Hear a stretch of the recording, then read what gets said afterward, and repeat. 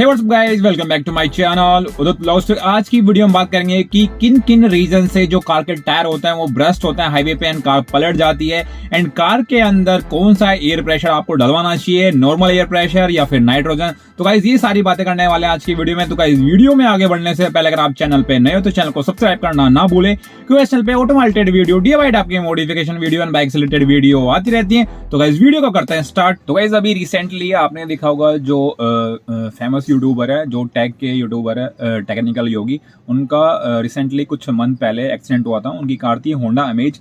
तो वो कहीं जा रहे थे तो हाईवे पे उनका जो फ्रंट टायर था, उनकी कार जो है वो फ्रंट व्हील ड्राइव थी, सीडान थी।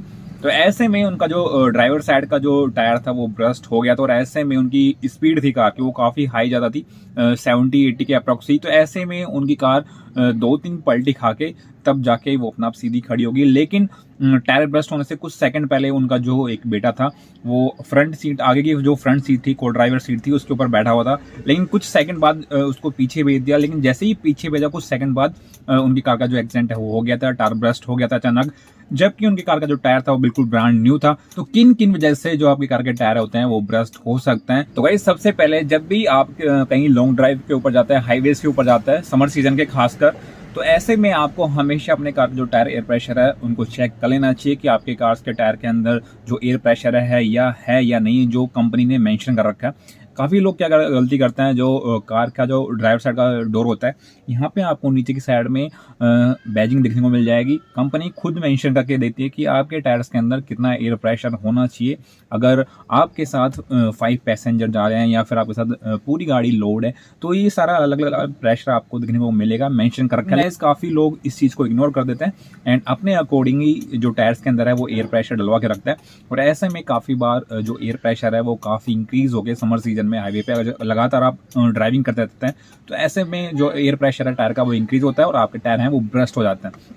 तो गाइस जब भी आप हाईवेज के ऊपर निकलो, खासकर समर सीजन के अंदर, तो आपको जो एयर प्रेशर है हमेशा चेक करके ही आपको निकलना चाहिए। अगर एयर प्रेशर ज़्यादा है जो मेंशन कर रखा है कंपनी ने, तो कहीं ना कहीं आप 3 से 4 PSI उसके अंदर कम करके चले। क्योंकि गाइस हाईवेज के ऊपर जो एयर प्रेशर के अंदर जो वाटर मॉलिक्यूल्स होते हैं वो टेम्परेचर के कारण, जब भी आपकी कार का जो टायर है वो गर्म सतह के ऊपर जाएगा, तो ऐसे में टेम्परेचर के कारण जो एयर प्रेशर का जो वाटर मॉलिक्यूल्स होता है वह कहीं ना कहीं एक्सपेंड होता है। और कहीं ना कहीं आपकी कार के अंदर, सपोज करो आपने अपनी कार के अंदर 35 PSI या 30 PSI डलवा रखा है, तो ऐसे में आप लॉन्ग ड्राइव पे निकले हो समर सीजन में हाईवे के ऊपर, तो कहीं ना कहीं वो इंक्रीज होके 40 से 45 PSI इंक्रीज हो सकता है। और आपका टायर कैसा भी हो, पुराना हो या नया हो, वो ब्रस्ट होने के चांस रहते हैं। क्योंकि गाइस जो टायर की लिमिट होती है एयर प्रेशर की, जो ब्रांड न्यू टायर होते हैं वो 40 से 50 PSI तक लिमिट होती है। उसके बाद अगर आप एयर प्रेशर डालते हो तो कहीं ना कहीं वो ब्लास्ट हो जाएगा, चाहे से आपका ब्रांड टायर क्यों ना हो। इसलिए हमेशा आपको कार के टायर्स के अंदर एयर प्रेशर चेक करके तभी आपको लॉन्ग ड्राइव पे निकलना चाहिए। एंड गाइस काफ़ी बार क्या गलती करते हैं आप, ये सारी चीज़ें आप इग्नोर कर देते हैं। एंड जब भी कोई फ्यूल स्टेशन वगैरह पे या आफ्टर मार्केट कहीं से भी अपनी कार के अंदर एयर प्रेशर चेक करवाता है, तो आप खुद से नोटिस नहीं करते। और ऐसे में जो एयर प्रेशर डालने वाला है वो कहीं ना कहीं अपने अकॉर्डिंग ही वो जो टायर्स के अंदर है वो एयर प्रेशर डाल देते हैं। एंड काफ़ी बार आपने नोटिस किया होगा जो उनके गेज होते हैं, जो एयर प्रेशर मेजर करने का होता है, वो कहीं ना कहीं फ्लैक्चुएट करता है, मतलब प्रॉपर नहीं होता, ठीक से ये वर्क नहीं कर रहा होता। और ऐसे में आप उसको बोलते हो 30 PSI या 35 PSI, तो ऐसे में वो डाल देता है 38-45 PSI तक ऐसे डाल देता है।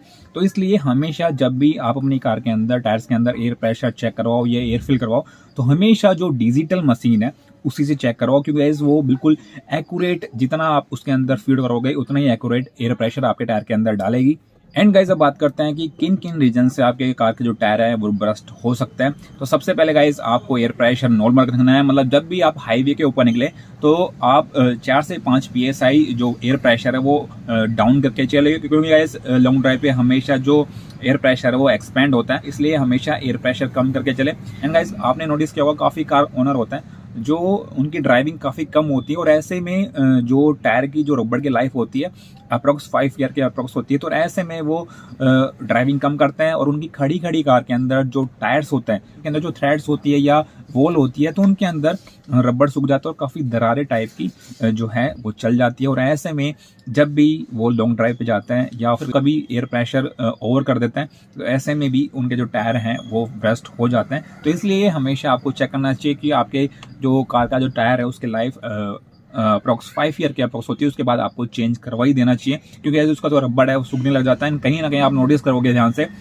जो टायर्स की थ्रेड्स होती है उनके अंदर दरारें आपको दिखने को मिलेंगी। जो नेक्स्ट रीजन रहने वाला है, काफी बार नोटिस किया होगा, काफी कार ओनर क्या गलती करते हैं, वो अपनी कार को लॉन्ग टाइम के लिए ऐसे ही पार्किंग में या किसी एक जगह पे खड़ी करके चले जाते हैं। ऐसे में उनकी जो कार का एयर प्रेशर है वो डिक्रीज होते होते पूरा जो एयर प्रेशर होता है वो निकल जाता है टायर से, एंड का जो कार का टायर है वो बिल्कुल फ्लैट हो जाता है। और फ्लैट होने के बाद कुछ टाइम बाद जो उनका टायर होता है जो सरफेस से टच होता है वो कहीं ना कहीं वहां पे आपको स्पोर्ट टाइप के या फिर बबल टाइप के टायर के अंदर आपको देखने को मिल जाता है। तो काफी बार क्या होता है वो बबल आपको दिखाई देता नहीं है, नॉर्मल सा आपकी जो टायर है उसके वॉल के ऊपर आ सकता है या फिर टायर की जो सेंटर है उस जगह पे आ सकता है। और कहीं ना कहीं जब आप उसको एयर प्रेशर करते हो और एयर प्रेशर करते हो कहीं ना कहीं वो फटने के चांस रहते हैं, क्योंकि जो एयर बबल हो जाता है वो अलग ही आपके टायर के अंदर बन जाता है। एंड काफ़ी कार ओनर क्या गलती करते हैं, अपनी कार को कुछ ऐसी सरफेस पे खड़ा कर जाता है, मतलब जो उनके टायर के जो बिल्कुल एज है, शार्प एज है, मतलब सपोज करो ये टायर है और इसके शार्प एज यहाँ पे किसी भी मान सकते हो, कोई सीमेंटेड का कोई पत्थर है या फिर रोड है, तो उसके साइड में ऐसे लगा के कर जाते हैं, जिसके कारण जैसे ही उनका एयर प्रेशर निकलता है तो वो जो टायर होता है पूरा फ्लैट होके जो उस एज है उसके लगा रहता है। और ऐसे में उनके टायर के अंदर कुछ टाइम बाद जब वो वापस काफी लॉन्ग टाइम बाद जो उसके अंदर एयर फिल करता है टायर के अंदर, तो उस कट के कारण, मतलब उस शार्प एज के कारण कहीं ना कहीं टायर के अंदर जो है बबल्स आने के चांस होते हैं। एंड गाइस जो नेक्स्ट रीजन रहने वाला है, काफी बार क्या गलती करते हैं कार ओनर, जो अपने कार के जो अलाइनमेंट है वो प्रॉपर टाइम पे नहीं करवाते। ऐसे में उनका जो कार का टायर होता है वो अनइवन तरीके से वियर आउट हो जाता है। काफी बार क्या होता है, यानी कि जो आपका टायर होता है वो अलाइनमेंट के चक्कर में जो साइड की बॉल होती है जल्दी से वियर आउट हो जाती है, एंड जो बाकी टायर रहता है बिल्कुल ब्रांड न्यू रहता है और बिल्कुल जो साइड एजेस है वो बिल्कुल मतलब वियर आउट हो जाती है, वहां पे कोई थ्रेड नहीं बचती अलाइनमेंट के चक्कर में। और ऐसे में आपको कोई पता नहीं होता और ऐसे ही आप लॉन्ग हाईवे पे निकलते हैं तो ऐसे में जो उस जगह से आपका टायर बिल्कुल वीक हो जाता है और ऐसे में ब्लास्ट हो जाता है। एंड गाइस नेक्स्ट, जब भी आप कहीं लॉन्ग ट्रिप पे निकलते हो तो सबसे पहले आपको अपने टायर्स की जो कंडीशन है वो चेक करनी है। मतलब आपके टायर्स बिल्कुल घिस चुके हैं, ऐसे में आपको कार लेके बिल्कुल भी नहीं निकलना है। आपको हमेशा जो फ्रंट टायर है उनकी कंडीशन बिल्कुल अच्छी रखनी है। काफी कार ओनर होते हैं वो क्या गलती करते हैं, जो उनके कार होती है जो फ्रंट व्हील ड्राइव होती है, ऐसे में उनके जो फ्रंट के टायर है वो जल्दी से वियर आउट होते हैं अगर वो प्रॉपर तरीके से रोटेशन नहीं करते। मतलब वो क्या करते हैं, हर सर्विस के बाद, मतलब जो आपकी सर्विस टाइम पीरियड होता है 10,000 किलोमीटर या 15,000 किलोमीटर, उसके बाद आपको प्रॉपर जो आपके टायर्स होते हैं, आपस पर आपकी कार है वो फ्रंट व्हील ड्राइव है, तो ऐसे में आपको जो रोटेशन करना है वो कुछ इस तरीके से करना है। मतलब आपका जो ड्राइवर साइड का जो टायर है वो सीधा उठ के आपको सीधा का सीधा जो बैक साइड है वहां पे लेके जाना है।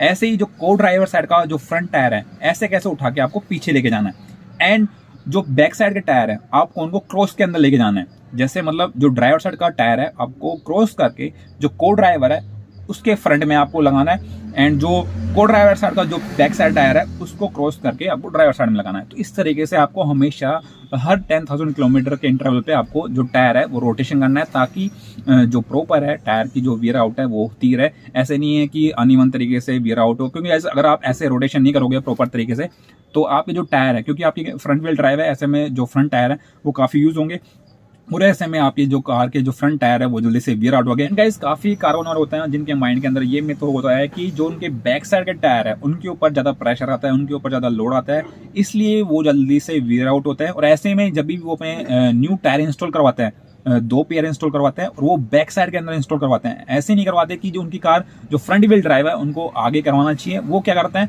उनके माइंड के अंदर यही मिथ होता है कि जो बैक साइड का टायर है उनके ऊपर ज्यादा लोड आता है, उनके ऊपर ज्यादा प्रेशर आता है, इसलिए वो बैक साइड के अंदर जो टायर है वो new brand new tyre install करवा लेते हैं, एंड फ्रंट के साइड में जो वियर आउट हुए टायर होता है उन्हीं को वो यूज करते हैं। तो गाइस ये गलत रहने वाला है। जब भी आप हमेशा अपनी कार के अंदर टायर डलवाओ तो अच्छा है कि आप 4 पेयर के अंदर डलवाओ, क्योंकि आप तरीके से अपने टायर्स को यूज करोगे, प्रॉपर तरीके से रोटेशन करोगे तो कहीं ना कहीं जो चारों पेयर है वो एक साथ ही वीर आउट होंगे।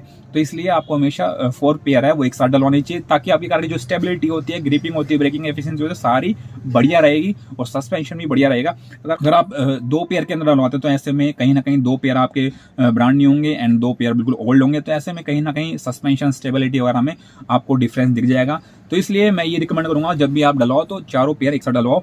एंड आपको जो फ्रंट में हमेशा ब्रांड न्यू टायर रखना है, चाहे से आप जो बैक साइड के टायर है वो थोड़े बहुत वियर आउट रख सकते हो, लेकिन जो फ्रंट के अंदर आपको हमेशा ब्रांड न्यू टायर होने चाहिए। लोग इस चीज को इग्नोर कर देते हैं और वो जो थ्रेड इंडिकेटर होता है उससे भी ज्यादा अपने कार के जो टायर है वो चलाते रहते हैं। एंड गाइस अब बात करते हैं कि आपको अपनी कार के अंदर कौन सा एयर प्रेशर डलवाना चाहिए, नॉर्मल एयर प्रेशर या फिर नाइट्रोजन एयर प्रेशर, एंड क्या डिफरेंस रहने वाला है नॉर्मल एयर प्रेशर के अंदर एंड नाइट्रोजन एयर प्रेशर के अंदर। तो गाइस सबसे पहले डिफरेंस की बात करते हैं। तो गाइस जो नॉर्मल एयर प्रेशर होता है वो कहीं ना कहीं काफी चीप होता है एंड इजीली आपको हर जगह अवेलेबल हो जाता है।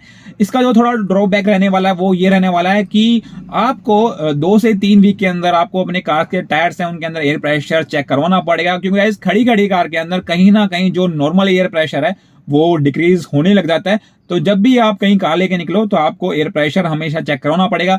तो गाइस आप करवा सकते हो क्योंकि गाइस ये काफी चीप रहने वाला है एंड फ्यूल स्टेशन पे तो आपको बिल्कुल फ्री ऑफ कॉस्ट होता है। बाकी इसके अंदर जो नॉर्मल एयर होती है इसके अंदर 78% नाइट्रोजन होती है, काफी लोगों को पता नहीं होता, लेकिन 78% इसके अंदर नाइट्रोजन होती है नॉर्मल एयर के अंदर भी।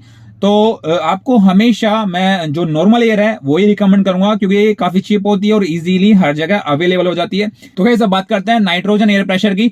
तो गाइस जो नाइट्रोजन एयर होती है वो आपको इजीली हर जगह अवेलेबल नहीं होती एंड जब भी आप अपनी कार के अंदर नाइट्रोजन एयर फिल करवाते हैं तो ऐसे में आपसे इजीली 100 से 120 तक चार्ज कर सकते हैं। तो इसलिए गाइस ये थोड़ी काफी एक्सपेंसिव रहने वाली है, तो इसलिए आपको मैं ये रिकमेंड नहीं करूंगा। नाइट्रोजन एयर है उसका थोड़ा बहुत एडवांटेज रहने वाला है। पहला जो एडवांटेज रहने वाला है, जब भी आप अपनी कार के अंदर नाइट्रोजन एयर प्रेशर फिल करवाते हैं तो ऐसे में आपको 2 से 3 वीक के अंदर चेक करवाने की जरूरत नहीं है, क्योंकि जो नाइट्रोजन एयर के जो मोलिक्यूल्स होते हैं वो काफी बड़े होते हैं। ऐसे में आपके टायर्स के अंदर वो बिल्कुल भी एक्सकेप नहीं होते और काफी वीक्स तक जो नाइट्रोजन एयर प्रेशर होता है वो बिल्कुल स्टेबल होता है, मतलब जितना आपने डलवाया उतना ही रहता है, कुछ भी डिक्रीज नहीं होता। इसका थोड़ा ये बेनिफिट रहने वाला है। तो गाइस जो दूसरा एडवांटेज रहने वाला है नाइट्रोजन एयर फिल करवाने का टायर्स के अंदर, तो गाइस जब भी आप अपनी कार के अंदर नाइट्रोजन एयर फिल करवा के कहीं लॉन्ग ड्राइव पे निकलते हो समर सीजन के अंदर हाईवे के ऊपर, तो ऐसे में आपके कार का जो टायर का जो टेम्परेचर होता है वो हमेशा ठंडा रहता है नॉर्मल एयर के कंपैरिजन में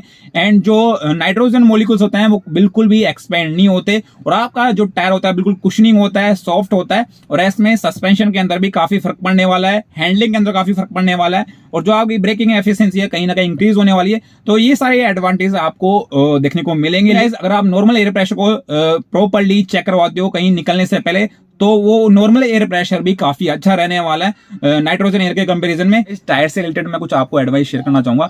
अगर आप किसी लॉन्ग ड्राइव पर निकल रहे हो, समर सीजन में निकल रहे हो या फिर हाईवे के ऊपर निकल रहे हो, तो ऐसे में जो अपने टायर की कंडीशन है वो चेक करके निकले। अगर आपके टायर की कंडीशन फ्रंट वाले टायर की कंडीशन अच्छी नहीं है, अगर आपकी कार फ्रंट व्हील ड्राइव है, अगर फ्रंट वाले टायर की जो कंडीशन है वो अच्छी नहीं है, तो ऐसे में आप अपनी कार की जो स्पीड है हाईवे के ऊपर कंट्रोल में रखें। एंड गाइस काफी बार क्या होता है जो न्यू कार ओनर होता है उनके साथ ये ट्रेजेडी हो जाती है, मतलब अचानक उनका टायर ब्रस्ट हो जाता है। ऐसे में वो पैनिक होके वो अपनी स्टीयरिंग पे कंट्रोल नहीं कर पाते, अपनी कार पे कंट्रोल नहीं कर पाते। ऐसे में उनकी कार है अगर स्पीड में भी नहीं होगी तो ऐसे में वो डेफिनेटली उसका एक्सीडेंट होने वाला है, पलटने वाली है। तो गाइस सबसे पहले क्या करना है, आपको ध्यान से चलानी है, केयरफुल चलानी है। अगर आपके टायर की कंडीशन है वो अच्छी नहीं है, ब्रांड न्यू टायर नहीं है, वीर आउट टायर है, तो आपको कंट्रोल स्पीड के अंदर चलानी है। ऐसे नहीं है कि आप 100 से 120 तक आप अपनी कार की स्पीड लेके जा रहे हो। तो गाइस ऐसे में डेफिनेटली अगर टायर ब्रस्ट हो गया तो आपकी कार आउट ऑफ कंट्रोल हो जाएगी।